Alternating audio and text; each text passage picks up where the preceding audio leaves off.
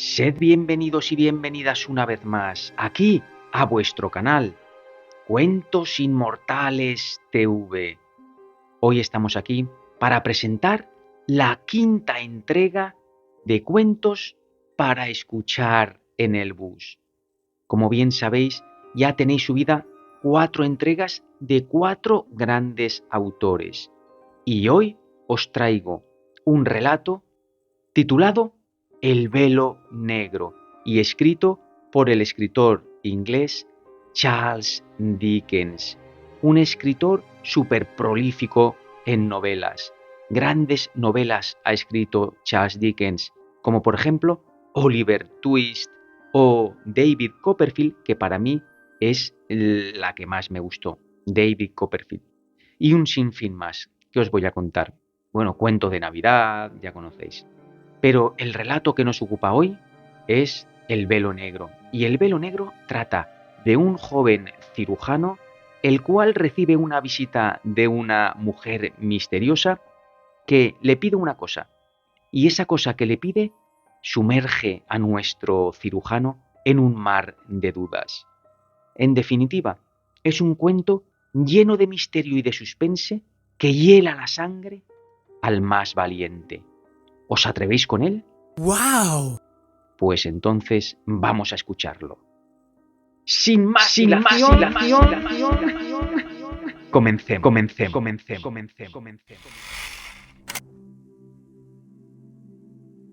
El velo negro. Una noche de invierno, quizás fuera a finales de 1800, o puede que un año o dos antes o después, un joven que acababa de establecerse como médico estaba sentado junto al fuego en su pequeño salón, escuchando el viento que arrojaba gotitas de lluvia contra la ventana con un tamborileo y por la chimenea con un murmullo. La noche era húmeda y fría. El joven había estado caminando todo el día por el lodo y el agua y ahora descansaba cómodamente en su batín y sus zapatillas, algo más que medio dormido y algo menos que despierto a medias, y con su errante imaginación dándole vueltas a 1000 asuntos. Primero pensó en lo fuerte que soplaba el viento y lo fría y punzante que notaría la lluvia en la cara de no encontrarse cómodo y a cubierto en su casa. Luego su memoria regresó a la visita que todas las Navidades hacía a su pueblo natal y a sus queridos amigos. Pensó en lo mucho que todos se alegrarían de verle y en lo feliz que haría a Rose si pudiera explicarle que por fin había encontrado un paciente, que esperaba tener más y que iría otra vez a verla en unos meses, que se casaría con ella y la traería a casa para que alegrase su solitario hogar y fuera la inspiración de todos sus logros. Entonces empezó a preguntarse cuándo aparecería su primer paciente, o si sería voluntad de Dios que nunca los llegara a tener. Y entonces volvió a pensar en Rose y cayó dormido, y soñó con ella hasta que el eco de su dulce y alegre voz sonó en sus oídos y su delicada y diminuta mano se puso sobre su hombro. Había realmente una mano en su hombro, pero no era ni delicada ni diminuta.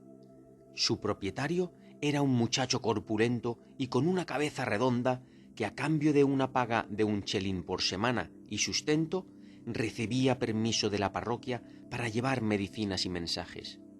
Sin embargo, dado que no había demanda de medicinas ni necesidad de mensajes, ocupaba normalmente sus horas de ocio, unas 14 al día, birlando pastillas de menta, saciando su hambre y durmiendo. «¡Una dama, señor! ¡Una dama!», susurró el muchacho, despertando a su patrón con un zarandeo. «¿Qué dama?», gritó nuestro amigo, levantándose de un salto sin saber si su sueño había sido una ilusión y medio esperando que la dama fuera Rose en persona. «¿Qué dama? ¿Dónde?». «Allí, señor», dijo el muchacho, señalando la puerta de cristal que conducía a la consulta. En su cara había una expresión de alarma que aparentemente era el resultado de esta inusual aparición de un cliente. El médico miró hacia la puerta y se sobresaltó por un instante al ver el aspecto de su inesperada visita. Se trataba de una mujer extraordinariamente alta, vestida de riguroso luto, que estaba tan cerca de la puerta que su cara casi tocaba el cristal. Había envuelto con esmero la parte superior de su cuerpo con un mantón negro, como si quisiera ocultarse, y había tapado su rostro con un tupido velo negro. Permanecía totalmente erecta. Su figura se erguía revelando su verdadera altura. Aunque el médico notó que los ojos escondidos tras el velo estaban fijos en él, la mujer permaneció totalmente inmóvil y ningún gesto delató que fuera mínimamente consciente de que el joven se hubiera vuelto hacia ella. ¿Desea consultarme algo?, preguntó titubeante, recibiendo a la mujer. La puerta se abría hacia adentro, de modo que la figura no alteró su postura y siguió inmóvil en el mismo lugar. La mujer inclinó levemente la cabeza aquiescente. «Por favor, entre», dijo el médico. La figura dio un paso adelante y entonces, volviendo la cabeza hacia el aterrorizado muchacho, pareció vacilar. «Sal, Tom», dijo el joven galeno dirigiéndose al chico, cuyos grandes ojos redondos habían alcanzado su radio máximo en el transcurso de la breve entrevista. «Corre las cortinas y cierra la puerta». El muchacho corrió una cortina verde que ocultaba la parte acristalada de la puerta. Se retiró a la consulta cerrando la puerta detrás de él y sin perder un momento puso uno de sus enormes ojos en la cerradura. El médico acercó una silla a la chimenea y con un gesto indicó a la visita que se sentase. La misteriosa figura avanzó lentamente hacia la silla. Cuando las llamas se reflejaron en su vestido negro, el médico observó que los bajos estaban cubiertos de barro y lluvia. «Está usted empapada», dijo. «Así es», dijo la desconocida con voz muy grave. «¿Está enferma?», añadió compasivo el médico, ya que el tono de voz era el de una mujer que padecía un gran dolor. «Así es», fue su respuesta. «Estoy muy enferma, no de cuerpo, de mente. No he venido a verle por mí», prosiguió la desconocida, «ni por mi propio interés. Si padeciera una enfermedad del cuerpo, no debería estar fuera, sola, a estas horas, ni en una noche como esta. Y si fuera a enfermar en 24 horas, Dios sabe que me metería en la cama con mucho gusto y rezaría por mi muerte. Es por otra persona por quien le suplico que me ayude, señor. Quizás esté loca al pedirle ayuda para él. Creo que lo estoy. Pero noche tras noche, durante largas horas de gris vigilia y llanto, la idea ha estado presente en mi cabeza, y aunque incluso yo soy capaz de ver que de nada serviría cualquier ayuda humana que se le pudiera ofrecer, la mera idea de darle sepultura sin prestársela hace que se me hiele la sangre. Y un escalofrío, que el médico supo perfectamente que no era producto del arte del engaño, recorrió el cuerpo de la desconocida. El fervor desesperado en la conducta de la mujer llegó al corazón del joven médico. Él era demasiado nuevo en la profesión, aún no había sido testigo de suficiente miseria como la que se presenta a diario ante sus miembros, como para haberse vuelto insensible al sufrimiento. Si la persona de quien habla, dijo levantándose rápidamente, se encuentra en un estado tan desesperado como dice, no hay un momento que perder. Iré de inmediato con usted. ¿Por qué no ha solicitado consejo médico antes? Porque hubiera sido inútil antes, porque es inútil incluso ahora, respondió la mujer, agarrándose las manos con vehemencia.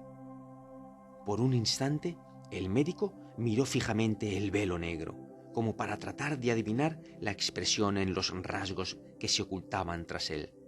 No obstante, al ser tan tupido, fue imposible descubrirla. «Usted está realmente enferma», dijo él con delicadeza, «aunque no lo sepa. La fiebre que le ha permitido resistir, sin notarla, la evidente fatiga que ha sufrido, arde en su cuerpo. Beba esto», prosiguió mientras servía agua en un vaso. «Serénese un momento y luego explíqueme con tanta calma como pueda cuál es la enfermedad del paciente y durante cuánto tiempo la ha padecido. Cuando sepa lo necesario para que mi visita sea de utilidad para el enfermo, estaré listo para acompañarla. La desconocida se acercó el vaso a la boca sin levantar el velo, pero lo apartó de nuevo y rompió a llorar.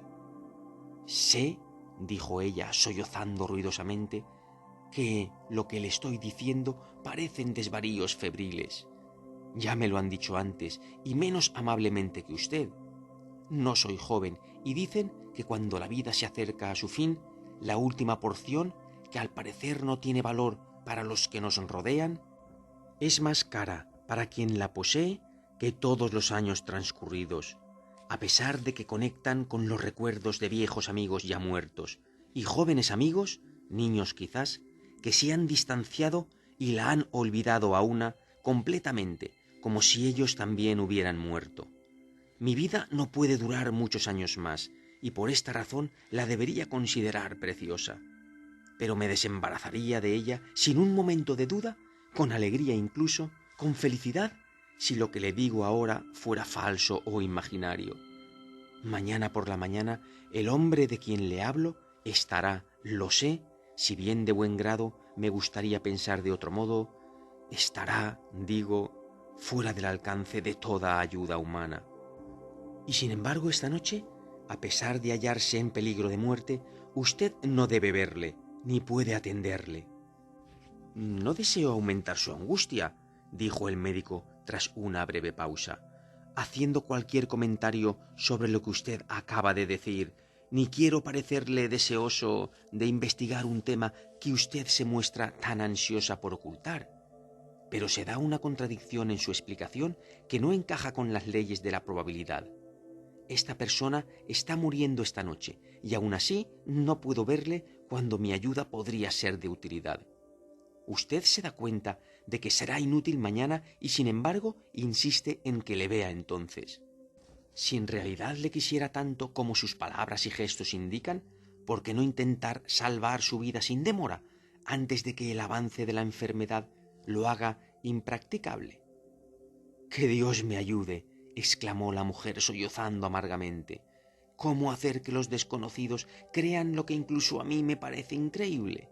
Entonces, ¿no le visitará, señor?», añadió levantándose repentinamente.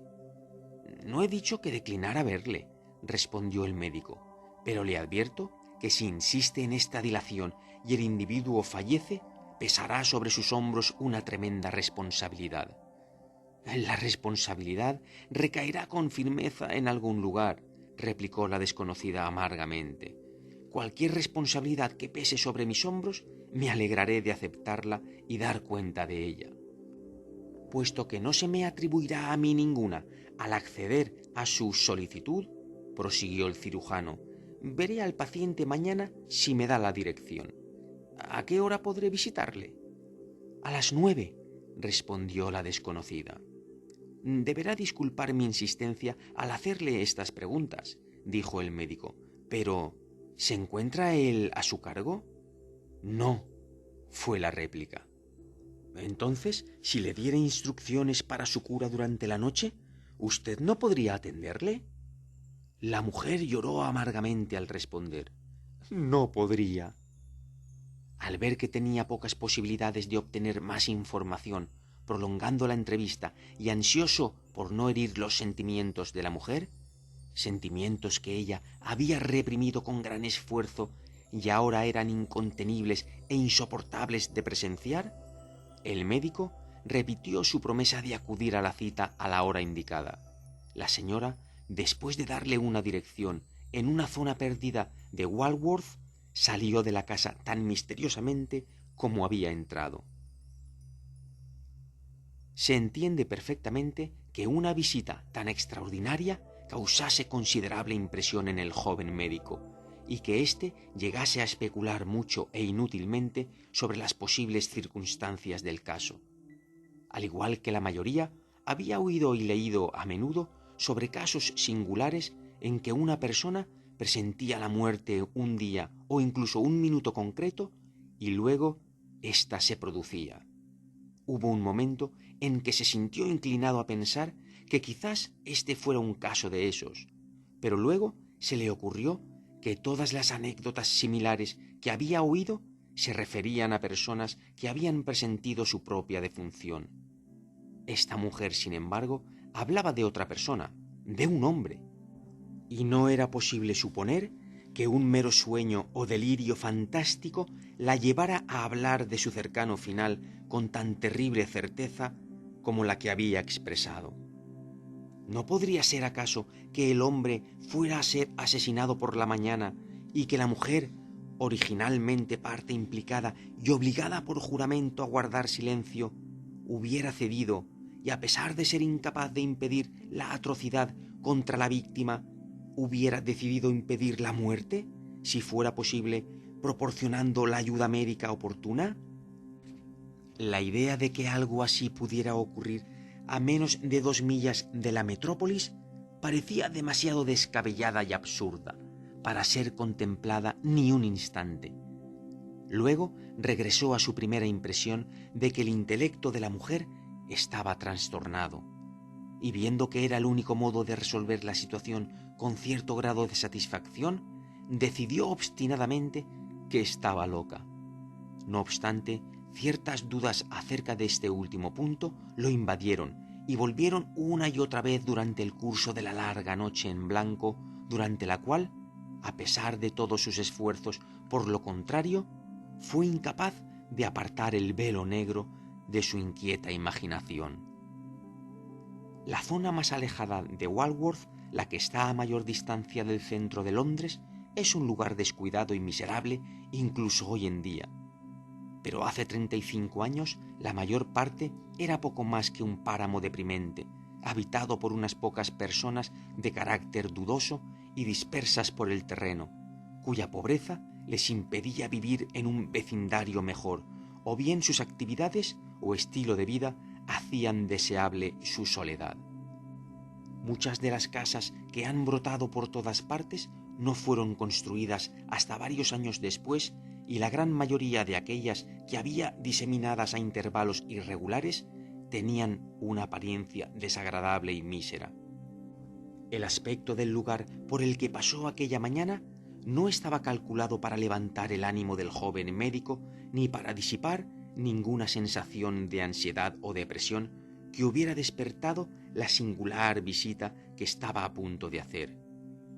Alejado de la carretera principal, su camino lo llevó por un terreno pantanoso y senderos irregulares. Repartidas aquí y allá, había casitas en estado ruinoso, cayendo a trozos rápidamente debido al deterioro y el abandono. Un árbol raquítico o una charca de agua estancada que, debido a la lluvia de la noche anterior, no dejaba de rebosar lentamente, bordeaban ocasionalmente el camino. Y de vez en cuando un mísero pedazo de huerto con un par de tablones elevados a modo de casita para el verano y viejas vallas arregladas de manera imperfecta con estacas robadas de las cercas vecinas eran testimonio de la pobreza de los habitantes y de los pocos escrúpulos que tenían al apropiarse de lo ajeno para su propio beneficio.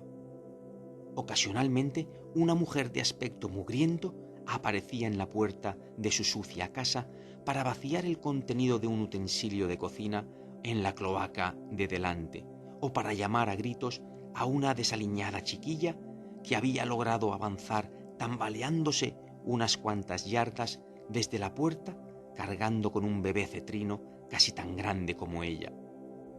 Pero apenas había movimiento alrededor, y la mayor parte del panorama, que apenas se podía trazar a través de la fría y húmeda neblina, tenía un aspecto solitario y deprimente que encajaba perfectamente con los objetos que hemos descrito.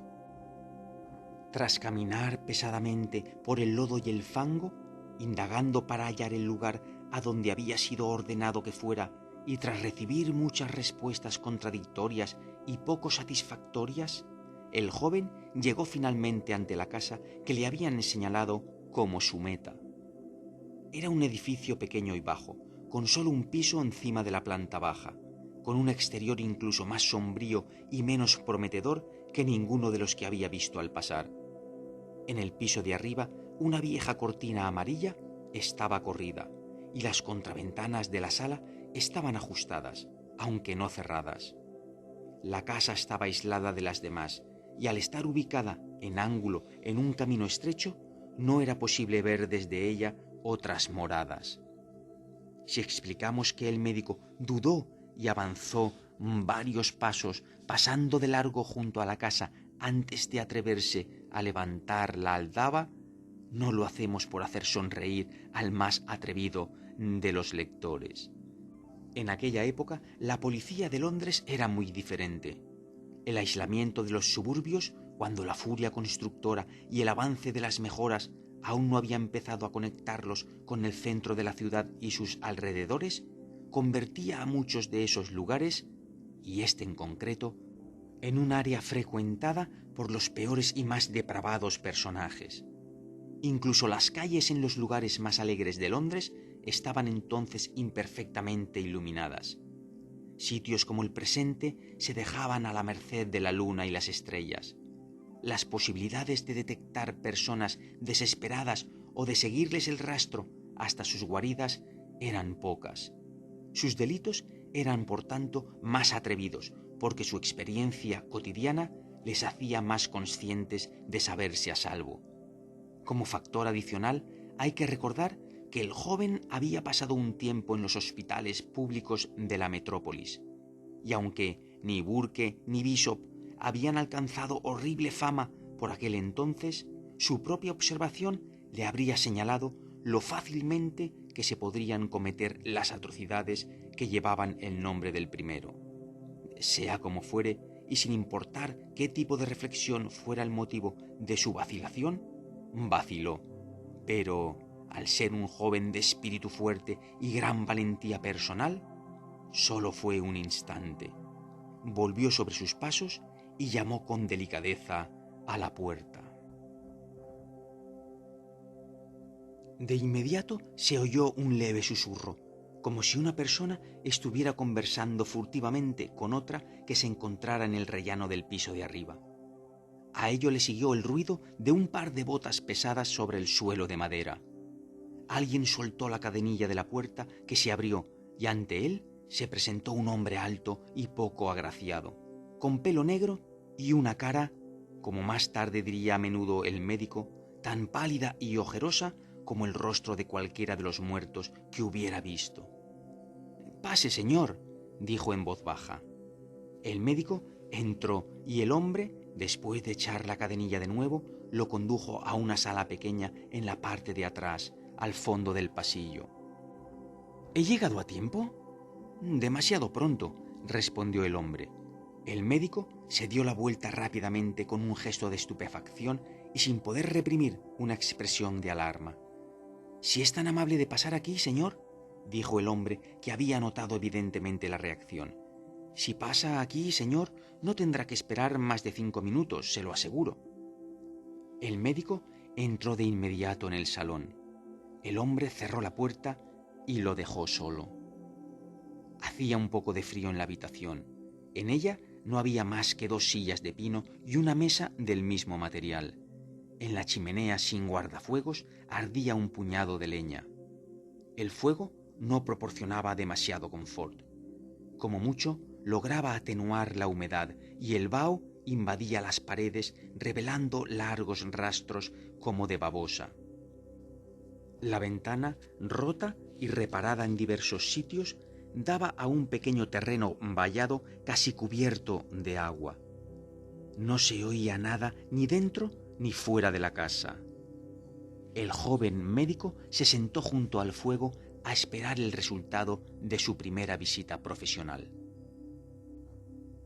Apenas llevaba unos minutos en esta posición cuando oyó el ruido de un vehículo acercándose y que luego se detuvo.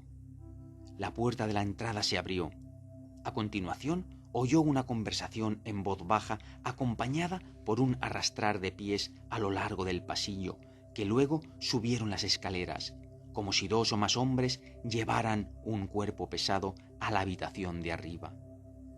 El crujir de los escalones, unos segundos después, anunció que los recién llegados, habiendo finalizado el encargo, cualquiera que fuera, abandonaban la casa. De nuevo se cerró la puerta y el silencio anterior se restableció.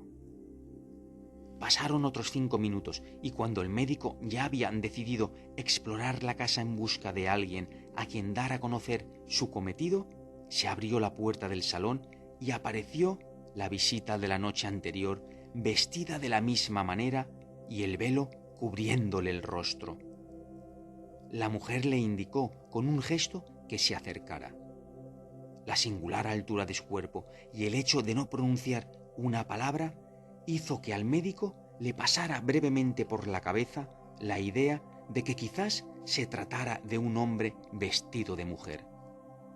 Los sollozos de histeria que se oían bajo el velo y las convulsiones de todo el cuerpo, sin embargo, expusieron rápidamente lo absurdo de la sospecha y el médico siguió sin demora a la señora. La mujer lo condujo arriba a la habitación delantera, se detuvo en la puerta y le dejó pasar primero. Dentro había únicamente un viejo arcón de pino, un par de sillas y una cama con dosel, sin colgaduras ni travesaños, y un cubrecama de patchwork.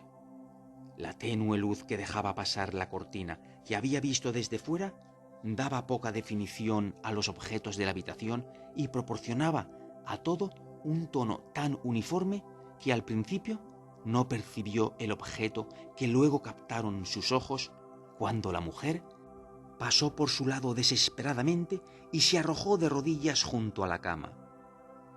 Sobre el lecho, envuelta apretadamente en una sábana y tapada con mantas, yacía una forma humana, rígida e inmóvil. La cabeza y la cara de un hombre estaban descubiertas excepto por una venda que rodeaba el cráneo y el mentón. Los ojos estaban cerrados. El brazo izquierdo caía pesadamente sobre la cama y la mujer sostenía la mano inerte. El médico apartó con suavidad a la mujer y tomó la mano. «¡Dios mío!», exclamó, soltándola involuntariamente. «¡Este hombre está muerto!». La mujer se levantó de un salto y juntó las manos con un golpe. «¡No diga eso, señor!», exclamó ella en un estallido de pasión, casi frenesí. «No lo diga, señor. No puedo soportarlo. Ha habido ocasiones en que se ha devuelto a la vida a personas después de que gente poco hábil los hubiera dado por muertos.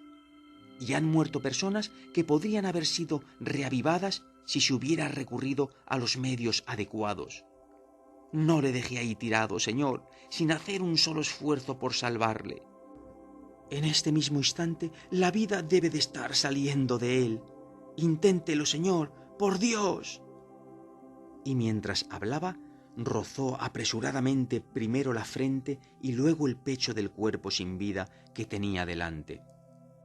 Y luego golpeó violentamente las manos frías que, al soltarlas, cayeron lánguida y pesadamente sobre el cobertor. «Es inútil, buena mujer», dijo el médico con dulzura mientras apartaba la mano del pecho del hombre. «Espere, abra la cortina». «¿Por qué?», dijo la mujer levantándose de un salto. «Abra la cortina», repitió el médico en un tono agitado. «He dejado la habitación a oscuras a propósito», dijo la mujer poniéndose delante de él cuando éste se levantó para correr la cortina. «Oh, señor, tenga piedad de mí. Si todo es inútil, si realmente está muerto, no exponga este cuerpo a otros ojos que a los míos. Este hombre no ha muerto ni de manera natural ni en el sosiego», dijo el médico. «He de examinar el cuerpo». Y, con un movimiento tan repentino que la mujer apenas se dio cuenta de que se había escurrido junto a ella, corrió la cortina dejando entrar la luz del día y volvió junto a la cama.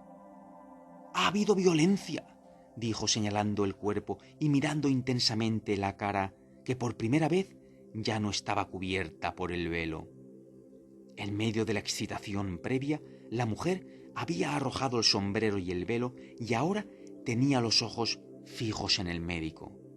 Sus facciones eran las de una mujer de unos 50 años que había sido guapa, El pesar y el llanto habían dejado en ella unas huellas que el tiempo solo no hubiera producido sin su ayuda.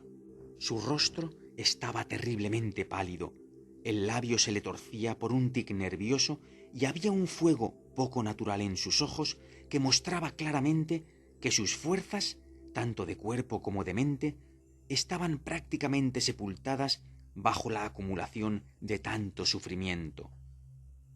«Ha habido violencia», dijo el médico con mirada penetrante. «La ha habido», respondió la mujer. «Este hombre ha sido asesinado». «Dios es testigo de ello», dijo la mujer apasionadamente. «Asesinado sin piedad, inhumanamente». «¿Por quién?», dijo el médico agarrando a la mujer del brazo. «Vea las marcas del asesino y luego pregunte», respondió. El médico dirigió sus ojos hacia la cama y se inclinó sobre el cuerpo que ahora recibía la luz que entraba por la ventana. El cuello estaba inflamado y tenía una marca amoratada alrededor. De repente le asaltó la verdad. «Este es uno de los hombres que han sido ahorcados esta mañana», exclamó apartándose con un estremecimiento. «Lo es», respondió la mujer con una mirada vacía y fría. «¿Quién era?», preguntó el médico. «Mi hijo», replicó la mujer y cayó desmayada ante sus pies. Era verdad. Un compañero, igualmente culpable, había sido absuelto por falta de pruebas y este hombre había sido condenado a muerte y ejecutado. Es innecesario volver a explicar las circunstancias del caso después de tanto tiempo transcurrido y puede que cause dolor a personas que siguen vivas. La historia es corriente. La madre, una viuda sin amigos ni dinero, se había negado a sí misma las necesidades más básicas para dárselo todo a su hijo huérfano. Ese niño, haciendo caso omiso de sus plegarias y olvidando el sufrimiento que ella había soportado por él, incesante ansiedad e inanición voluntaria, se había metido en una carrera de disipación y delito. Y este había sido el resultado: su propia muerte a manos del verdugo y la vergüenza e incurable locura de su madre. Durante muchos años después del suceso y cuando otras actividades más provechosas y arduas habrían llevado a otros hombres a olvidar la existencia de semejante mísero ser, el joven médico visitó a diario a la pobre mujer demente. No solo la consolaba con su presencia y amabilidad, sino que aliviaba sin moderación el rigor de su enfermedad mediante donativos pecuniarios con el objetivo de proporcionarle ayuda y comodidades. Durante la pasajera chispa de memoria y conciencia que precedió a su muerte, surgió de los labios de la pobre y solitaria criatura, tan ferviente como cualquier otro mortal, una oración por el bienestar y la protección del médico. Esa oración llegó al cielo y fue escuchada. Las bendiciones que él había concedido le fueron devueltas con creces. Pero entre los honores de categoría y condición que desde entonces ha recibido y que se ha ganado merecidamente, no hay recuerdo más grato a su corazón que aquel relacionado con el velo negro.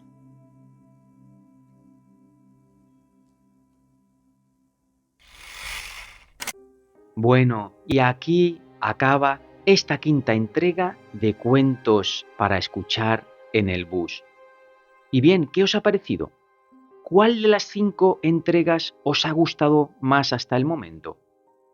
Yo creo que de las 5, las 5 son muy entretenidas, con grandes cosas que sacar, grandes enseñanzas que nos pueden dejar, y en un momento así de que estoy atrapado en circunstancias de espera, como en el autobús, en el tren, en el médico, etcétera, pues me puede venir bien para pasar el rato y para aprender, claro que sí.